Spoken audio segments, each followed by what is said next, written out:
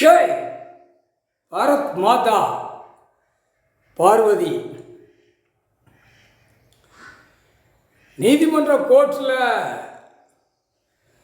ஜட்ஜி ஆணுக்கும் பெண்ணுக்கும் குடும்பத்தார், உங்களுடைய குடும்பத்தாரில் வழக்கு இருந்தால் அந்த குடும்பத்தார் உள்ள பேருக்கு உள்ள நீதிமன்றத்தில் வழக்கு ஓடுது.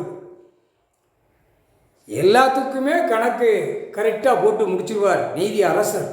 இப்போ நீதி அரசர் இந்த கணக்கு கொடுக்கார் நீதிமன்ற கோர்ட்டுக்கு. நீதிபதி ஜட்ஜி ஆணுக்கும் பெண்ணுக்கும் குடும்பத்தாரில் பிரச்சனைகள் எல்லாத்துக்கும் ஓடுதில்ல. அப்போ ஓடுனா உங்கள் குடும்பத்தாருக்குள்ளே ஓடுற கேஸு, பிள்ளைகள் இல்லை தாய் தாப்பன் பேரில் இந்த கேஸை போட்டு நடத்துவிய ஜட்ஜி. எல்லாம் உலக நாடு, தாய் இந்தியா நாடு, தமிழ்நாடு. அந்த நீதி கேட்கையில் கடவுளைத்தான் நீங்கள் நீதிபதி ஜட்ஜி கேட்கணும்.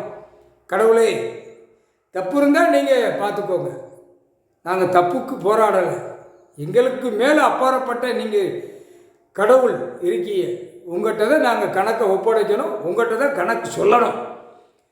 அப்போ கணக்கு எங்களுக்கு வழக்கு ஓடினால் நீங்கள் தான் தீர்ப்பு கொடுக்கணும். அப்படிங்கிற கணக்கில் உங்கள் மனசில் கையெழுத்தும் மனசுலையும் இருதயத்தில் பதிவும் கேள்வி கேட்கிய கடவுள்கிட்ட தானே கேட்க முடியும். உங்களுக்கு அப்பாற்பட்டது வழக்கு ஓடுனா லாயரை வச்சு அந்த வழக்கு ஓடும். அதான் கணக்கு கொடுத்துடணும்ல. எல்லாத்துக்குமே வழக்கு ஓடுது. கைலாசத்தில் என் பிள்ளைக்கே கோர்ட்டில், பூமியில் நீதிமன்ற கோர்ட்டில் வழக்கு ஓடுது. அப்போ எல்லாத்துக்குமே தப்புன்னு இருந்தால், நியாயம் அநியாயம் இருந்தால் கேட்கக்கூடிய இடத்துல நீதிமன்ற கோர்ட் இந்த செம்மத்தில் கடவுள் கொடுத்துருக்கார். அப்போ அதிலே தீர்மானங்கள் இன்னும் முடியவில்லை. எப்படியோ கணக்கு இழுத்துப்பட்டு ஓடுறதுனால அரசியல்வாதி ஒரு கொடியை தூக்கி அரசுன்னு வச்சு, டெல்லியிலேருந்து தமிழ்நாடு மாநில அரசுன்னு வச்சு நடத்தி நாசம் பண்ணிட்டான்.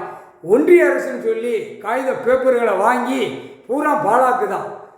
மத்திய அரசு கணக்கு வச்சு பூரா பேப்பர் அடித்து விட்டு பாழாக்கு தான்.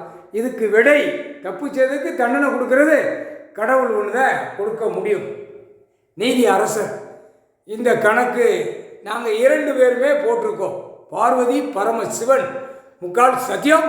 புரிஞ்சுக்கப்பா, நீதிமன்ற கோர்ட்டில் நீதிபதி சர்ச்சைக்கு கோர்ட்டாருக்கும் கணக்கு கொடுத்தாச்சு. உங்களுக்கு அப்பாற்பட்ட நாங்கள் 2 பேர் இருக்கோம். பார்வதி பரமசிவன் எங்கிட்ட தான் நீங்கள் கேட்க முடியும். கணக்கு புரிஞ்சுக்கப்பா, கணக்கு போட்டாச்சு, முக்கால் சத்தியம்.